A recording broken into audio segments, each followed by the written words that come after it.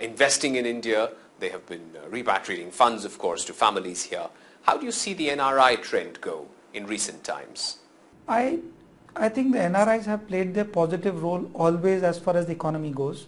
When we needed funds, not to forget when India was on the verge of bankruptcy, it was a big help from the Japanese, and not to forget the NRIs whose investments really saved the day for us.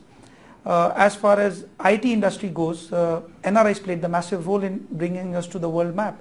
So they play their role in a very positive way, and I don't think anything has changed. They keep on investing in, or the funds keep on moving out. So NRIs, I mean, today's date, if I'm sitting out here and I decide to open an office in US and I said there I'll become an NRI, and how does it change any situation? It doesn't. So I think NRIs, or even if I was free enough to call them pure Indians, I think it's just a misnomer. It's the same thing. Do you think we should try and tap more into that resource and try and see if we can build connections to other parts of the world, for example, Africa or Latin America, where Indians have not really been able to build businesses, sitting in India at least, in the past. But there are a number of Indians there Absolutely. who have established businesses, and now with the European and American markets drying up in many cases, perhaps it's time to try and explore the Indian connections with these markets of Latin America and Africa. Oh, that's a very interesting thought, because you're dead right. I mean, as we go along, because Indian planners have a tendency, we look 5 years, 10 years, something like that. But if you look in the horizon of 15 years or so, that's a very interesting thought, because the markets would be Africa, which is already showing all reasons why it would be the future market, and Latin America. And tapping into our communities there, and specifically Africa, where we have very strong links, I think it's a wonderful idea, and I think it has great potential. One of the drawbacks for businesses from India going overseas to new markets is a lack of information. People feel that they don't have easy access to information. Good contacts and connections are another stumbling block. How do you suggest people overcome these from a consultant's point of view? And of course, regulation is another complete area that many Indian companies sometimes don't even explore and need to explore when they are entering a new market. So what is the best methodology that you would suggest to Indian companies, especially in the small and medium enterprise sector?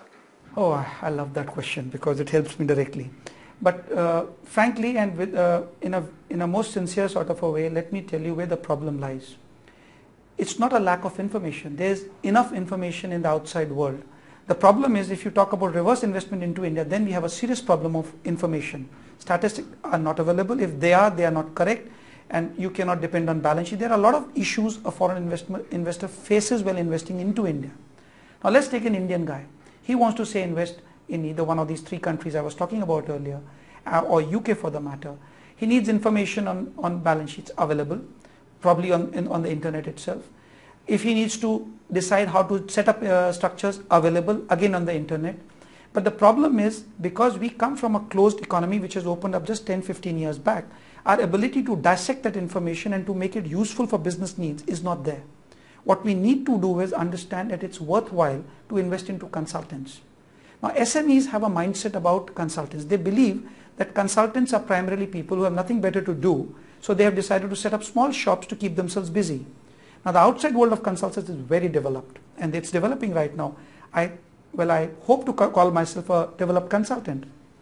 These consultants sitting outside can kill the gap, the timing issue. If it takes you 6 months to understand the market, he'll reduce it down to 1 month. But you have to learn to pay the consultant and value that 5 months you save. That, I think, should be the biggest message I'll send it to the SMEs investing outside India. I want to talk a lot more about consulting and how you see the profession grow for Indians in India and overseas. But first, we need to take a short break.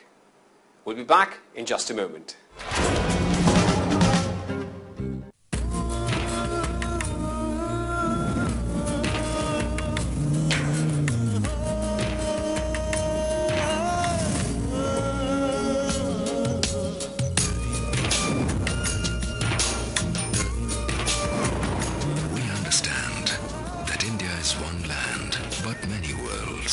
That's why no one covers India quite like we do. Sri Lankan Airlines, you're our world.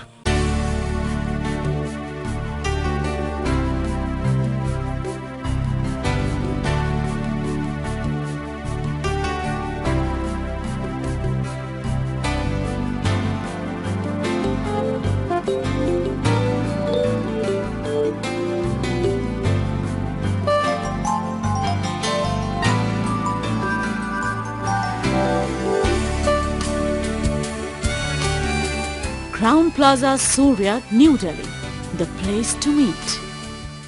Kuwait Airways, wings of comfort, day and night. A beautiful experience, lip-smacking meals, exotic destinations, a world of comfort.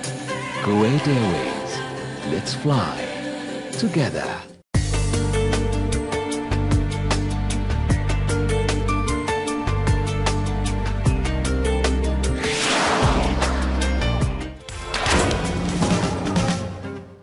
Welcome back. My guest today is Ajay Sethi, the managing partner of Corporate Catalysts. Ajay, before we went for the break, we talked about how the role of consultants has changed in the past and how you would like to see it change even further in the future, where people perhaps use consultants more for specialized work and accept the role that they fulfill. But do you see this change actually take place in India? Do you think there are more opportunities today for specialized consultants, and is that the professional approach to work actually coming in? Yes, I can. Well, I'm an accountant, so let me start by talking a little bit about my profession. When I joined one of the big fours in 1989, the profession was at its very nascent stages. I mean, it was what it was. It was just there.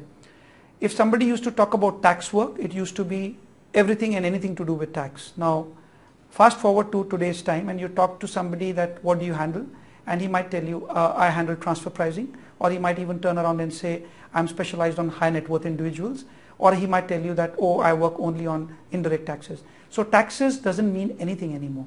It's like the doctor's profession. There are niches which have come up within a segment itself, and then again within that also there are developed ways of doing it. Somebody on transfer pricing might be representing and not doing any work on advisory.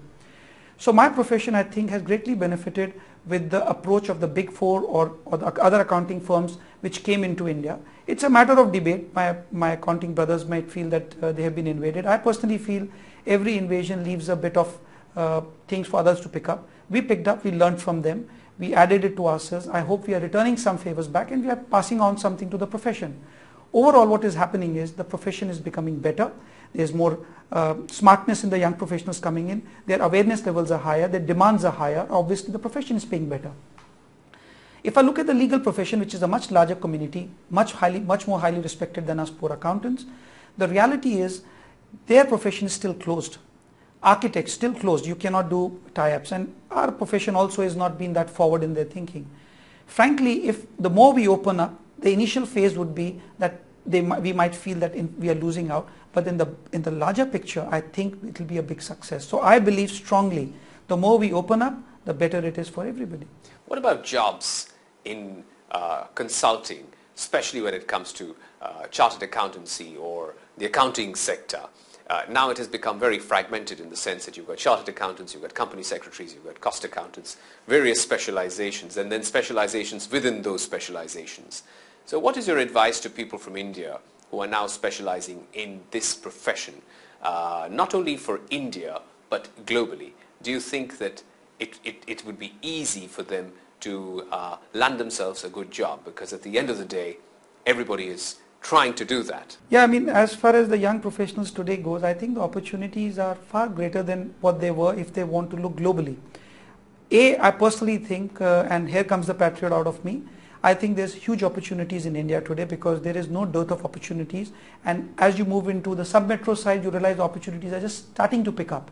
So the world is not starting and ending